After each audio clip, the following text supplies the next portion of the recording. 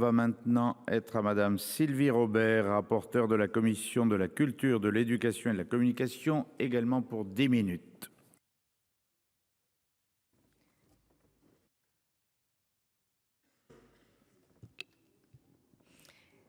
Bien, Monsieur le Président, Monsieur le Ministre, mes chers collègues, nous sommes donc réunis aujourd'hui pour examiner la proposition de loi de notre collègue Catherine Conconne.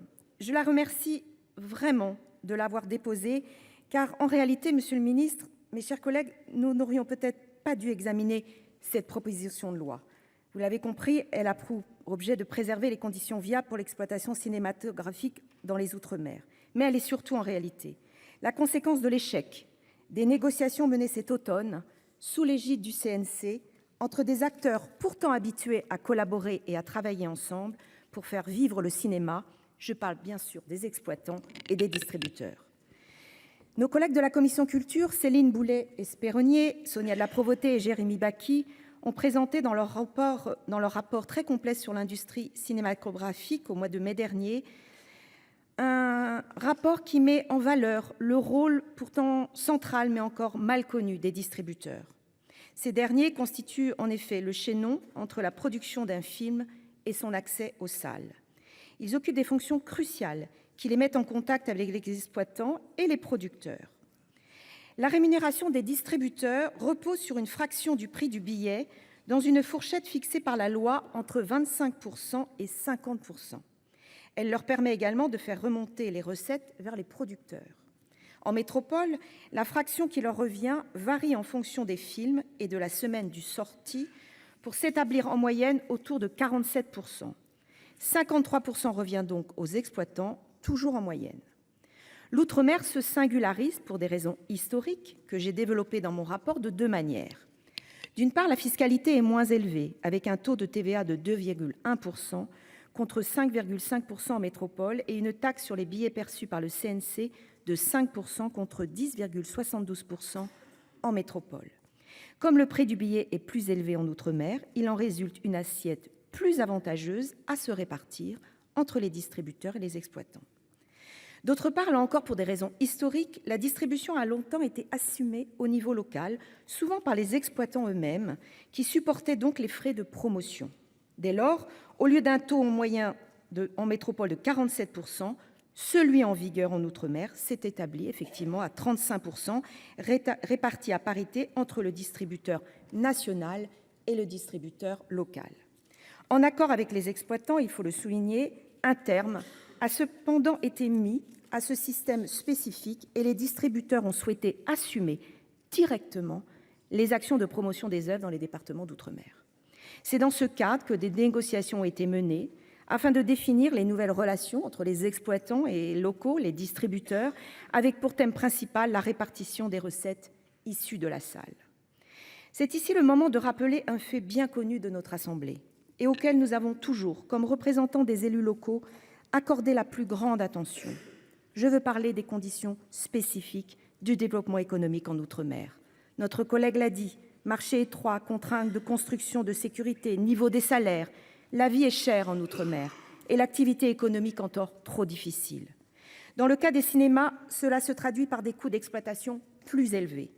Plusieurs rapports des inspections générales de l'administration et des finances ont soulevé ce point et bien montré en tout état de cause que l'exploitation en Outre-mer était plus onéreuse. Dès lors, les négociations engagées devaient tenir compte de deux paramètres. D'une part, la volonté bien naturelle des distributeurs d'améliorer leurs revenus tirés de l'outre-mer, en contrepartie, il faut le rappeler, d'investissements qu'ils devront dorénavant consacrer directement à ces territoires, mais d'autre part, la nécessité littéralement vitale pour les cinémas d'outre-mer de poursuivre une exploitation économiquement viable. En dépit, je crois pouvoir l'affirmer, de la volonté de chaque partie de parvenir à un accord, la négociation a échoué. Les distributeurs ont souhaité pouvoir bénéficier d'un retour plus important ainsi que de marges de négociation que rend difficile un taux de 35%. De leur côté, une très large majorité des exploitants a fait valoir le risque, je crois avéré, de très forte déstabilisation de l'exploitation cinématographique en Outre-mer avec un taux aligné sur la métropole. Comme je vous le disais, Monsieur le Ministre, mes chers collègues, cette proposition de loi est donc une réponse à une situation bloquée où il nous est demandé, en tant que législateurs, de prendre position. Nous pouvons le regretter car dans cette affaire, un accord aurait dû, peut-être devrait encore, je suis optimiste, vous le savez, pouvoir être conclu. Je le rappelle en effet, le développement de la salle est un enjeu majeur, singulièrement dans ces départements qui ont un accès moins aisé à la culture. Je regrette d'avoir assisté, comme certains d'entre vous, à une scission entre les distributeurs et des exploitants qui devraient être des partenaires, mais également entre des exploitants puisque au moins l'un d'entre eux n'a pas souhaité se joindre à la demande. Je tiens cependant à relativiser pour les distributeurs les conséquences de cette proposition de loi. D'un côté, les départements concernés ne représentent que 1,7% des entrées au niveau national. De l'autre côté, compte tenu du différentiel de fiscalité, je vous en ai parlé, et un prix de billets plus élevé, la part qui revient aux distributeurs en Outre-mer avec un taux de 35% serait quasi identique à ce qu'il perçoit en métropole avec un taux de 47%. 2,7 € contre 2,70 €.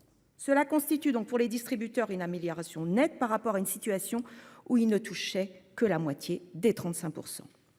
Alors, il ne faut pas sous-estimer le risque que pourrait peser sur l'exploitation en Outre-mer. Les distributeurs pourront en effet choisir de moins s'impliquer dans le cinéma, voire de moins distribuer. Ce risque existe, il ne faut pas le nier. Nous en sommes conscients, et les exploitants en premier. Cela dit, je note, en dépit de ce risque, qu'une écrasante majorité souhaite prendre le chemin tracé par cette proposition de loi, ce qui en dit long, je crois, sur cette menace existentielle qui pèserait sur eux.